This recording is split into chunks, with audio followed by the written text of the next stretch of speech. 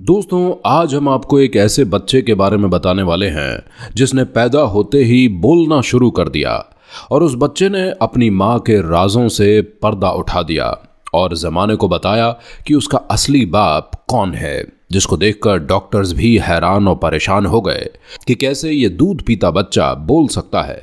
ये पूरा वाकया जानने के लिए इस वीडियो को आखिर तक ज़रूर देखिए। चलिए देखते हैं वीडियो। बनी इज़राइल में एक नेक और परहेजगार बुजुर्ग रहा करते थे जिनका नाम जरीज साहब था। वो इंतहाई साले और इबादत करने वाले इंसान थे। उनकी नेकी और इबादत का कोसों दूर तक चर्चा था।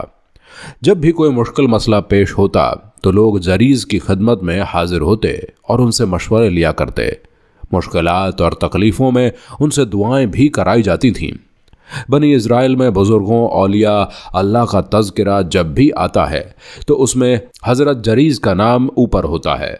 उन्होंने इबादत की खातिर एक इबादत खाना बनवाया था और वो अपनी इबादत और रियाजत में इस कदर मशगूल होते कि उन्हें दुनियावी मामलात का कोई ध्यान नहीं होता। उन्होंने कभी दुनिया के बारे में सोचा भी नहीं था।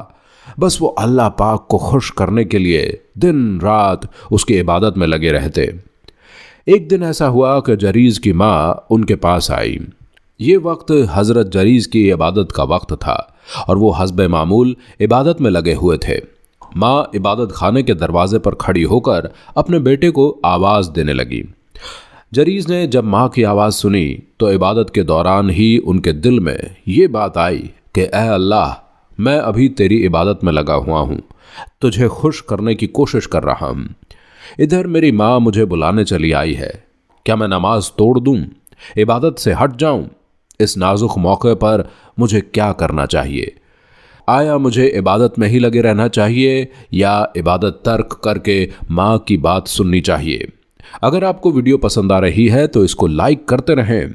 बहरहाल वो इबादत में मशगूल रहे और माँ की आवाज़ का कोई जवाब न दिया। उनकी माँ ने थोड़ी देर तक इंतज़ार किया। जब बेटे की तरफ से कोई जवाब नहीं आया तो वापस चली गई। दूसरे रोज़ भी अल्लाह वाले की माँ इबादत खाने में आई। अगर वीडियो पसंद आ रही है तो इसे लाइक करते रहें। उस वक्त भी हज़रत जरीज अल्लाह पाक की इबादत में मशगूल थे। माँ ने उनका नाम लेकर पुकारा। माँ की आवाज़ जब उनके कानों में पड़ी तो उनके दिल में ये बात आई कि ऐ परवरदिगार, ऐ आलम, मैं तेरी इबादत कर रहा हूँ और इधर मेरी माँ मुझे बुला रही है। समझ में नहीं आता क्या करूं? इबादत छोड़कर माँ का जवाब दूं या इबादत मुकम्मल कर लूं? बहरहाल वो इबादत ही करते रहे। माँ की आवाज़ का कोई जवाब नहीं दिया। उनकी माँ कुछ देर तक इंतज़ार करती रही, फिर बेटे का कोई जवाब न पाकर वापस चली गई।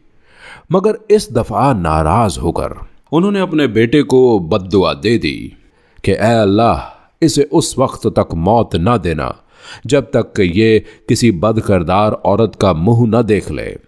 माँ के दिल से बद्दुआ निकल गई। बिलाशुबा बनी इज़राइल के यहाँ जरीज एक इंतहाई परहेजगार शख्स थे, लेकिन माँ की बद्दुआ के बाद माहौल उनके खिलाफ होने लगा। लोग आपस में उनके बारे में बातें करते और उनकी इबादत का तस्करा भी करते। चंद लोगों में उनके खिलाफ हसद भी पैदा हो गया। चुनांचे वो उनको बदनाम करने की कोशिश करने लगे। एक मर्तबा उन दुश्मनों के पास एक औरत आई, यानी जो लोग जरीज को बदनाम करना चाहते थे उनके पास एक औरत आई। उस औरत ने उनकी बातें सुनी और देखा कि ये सब लोग जरीज के खिलाफ हैं, तो वो कहने लगी, तुम लोग कह रहे हो कि जरीज यहाँ के बड़े नेक बुजुर्ग हैं, अल्लाह वाले हैं, लेकिन मेरे लिए जरीज को बहकाना और उन्हें अपने हुस्न के जाल में फंसाना कोई बड़ी बात नहीं है। अगर तुम लोग मुझे इजाज़त दो तो मैं जरीज को बहका सकती हूँ और उन्हें अपनी तरफ माइल कर सकती हूँ और इस तरह तुम्हें जरीज को रसवा करने का मौका मिल जाएगा और वो लोगों में बदनाम हो जाएंगे। वो औरत निहायत खूबसूरत मगर बदचलन थी। सब लोगों को उसकी हकीकत मालूम थी।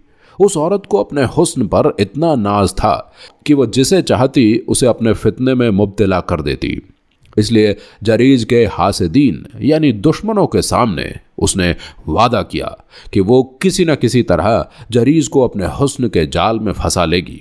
चुनांचे वो बदकिरदार तवायफ ज़ादी हज़रत जरीज के इबादत खाने के पास पहुंची और उन्हें अपने नाजो अंदाज से फंसाना चाहा, बहकाना चाहा। चुनांचे वो बदकिरदार तवायफजादी हजरत जरीज का इबादत खाने के पास पहुंची और उन्हें अपने नाजो अंदाज से फंसाना चाहा, बहकाना चाहा। मगर जरीज वाकई एक नेक और साले इंसान थे। उनके अंदर हमेशा खौफ खुदा रहता, इसलिए वो दिन रात इबादत में लगे रहते। भला वो उस बदचलन औरत के जाल में कैसे फंस सकते थे? उस बदकिरदार औरत ने तरह तरह से जरीज को बहकाना चाहा और अपनी तरफ माइल करना चाहा कि ये मेरे पास आए और मेरे साथ कोई गुनाह कर ले और लोगों में बदनाम हो जाए। मगर 1000 कोशिशों के बावजूद वो अपने मकसद में नाकाम रही। शैतान कामयाब न हो सका। जब उस बदचलन औरत ने देखा कि जरीज किसी तरह उसके काबू में आने वाला नहीं, तो उसे बड़ा तैश आया, बहुत गुस्सा आया। दोस्तों, अगर आपको ये वीडियो पसंद आ रही है तो इसको लाइक करते रहें।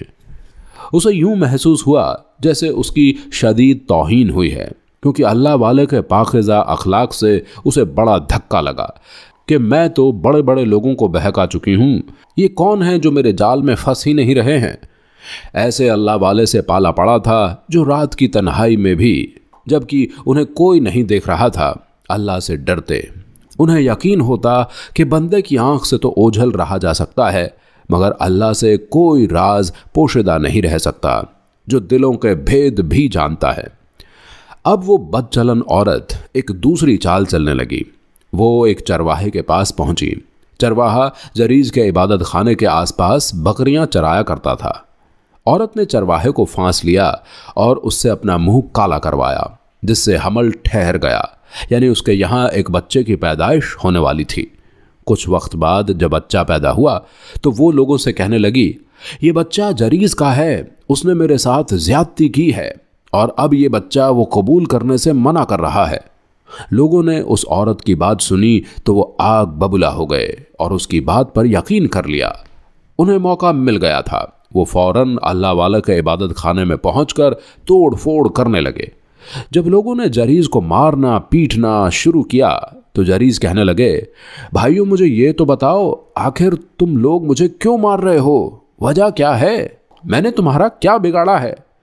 लोगों ने कहा, तुमने इस बदकिरदार औरत से मुंह काला किया है, इसने तुम्हारा बच्चा जन्म दिया है। जरीज ने कहा, मैंने जिना नहीं किया है, ये मुझ पर एक बहतान है, इल्जाम है, सरासर झूठ है, मुझे जानबूझकर फंसाया जा रहा है।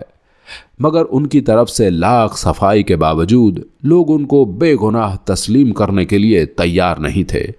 उन्होंने जरीज का इबादत खाना तोड़ दिया, दीवारें गिरा दी। जब जरीज ने देखा कि लोग उनकी पाकीज़गी तस्लीम करने के लिए किसी भी कीमत पर तैयार नहीं हैं, तो उन्होंने लोगों से कहा, तुम बच्चे को मेरे पास लाओ, वही मेरी बरात का इकरार करेगा, यानी वही बताएगा कि मैं उसका बाप हूं या नहीं। वो बच्चा उनके पास लाया गया। कमसिन बच्चा था, शीर ख्वार बच्चा था, अभी बोल नहीं सकता था। वो बच्चा उनके पास लाया गया तो उन्होंने कहा, मुझे नमाज पढ़ लेने दो। चुनांचे उन्होंने नमाज पढ़ी। नमाज से फारिग होकर बच्चे के पास आए और पूछा, बच्चे तेरा बाप कौन है? बच्चा बोला, फला चरवाहा मेरा बाप है। लोग हैरानगी से देख रहे थे कि बच्चा जो बोल नहीं सकता था, इसने किस तरह बता दिया, किस तरह गवाही दे दी कि इसका बाप कौन है। हर आंख ने मंजर देखा कि दूध पीते बच्चे ने जरीज के बेगुनाह होने की गवाही दे दी और उनकी नज़र में जरीज की अहमियत और इज्जत पहले से कहीं ज़्यादा बढ़ गई। अगर वीडियो पसंद आ रही है तो इसको लाइक करते रहें और जो हासिदीन थे, जो दुश्मन थे, उनको वहाँ से मार कर भगा दिया गया। यहाँ तक कि उस औरत को भी जिसने उन पर गंदा इल्ज़ाम लगाया था। अब लोग जरीज के सामने माजरत पेश करने लगे और उनके हाथों का बोसा लेने लगे। उन्होंने जरीज से कहा, हम आपका इबादत खाना सोने का बना देते हैं, क्योंकि आप तो इस काबिल हैं, अल्लाह के इतने प्यारे बंदे हैं, अल्लाह वाले हैं। हमने आप पर बेवजह ही शक किया और हम चाहते हैं कि अब इस इबादत खाने को, जो कि टूट फूट चुका है, हम तोड़ फोड़ चुके हैं, इसको हम सोने का बना दें। तो उन्होंने कहा, नहीं, मेरे इबादत खाने को सोने का बनाने की ज़रूरत नहीं है, बल्कि जैसा पहले मिट्टी का था वैसा ही बना दो। चुनांचे लोगों ने उनके इबादत खाने को पहले की तरह तामीर करा दिया। तो ये होते हैं अल्लाह वाले जिनकी गवाही एक दूध पीते बच्चे ने दी। बस एक मामूली सी गलती हुई कि माँ की बात का जवाब नहीं दिया और दुनिया में ही पकड़ हो गई। फिर बाद में माँ ने भी कहा कि मैं गलत थी।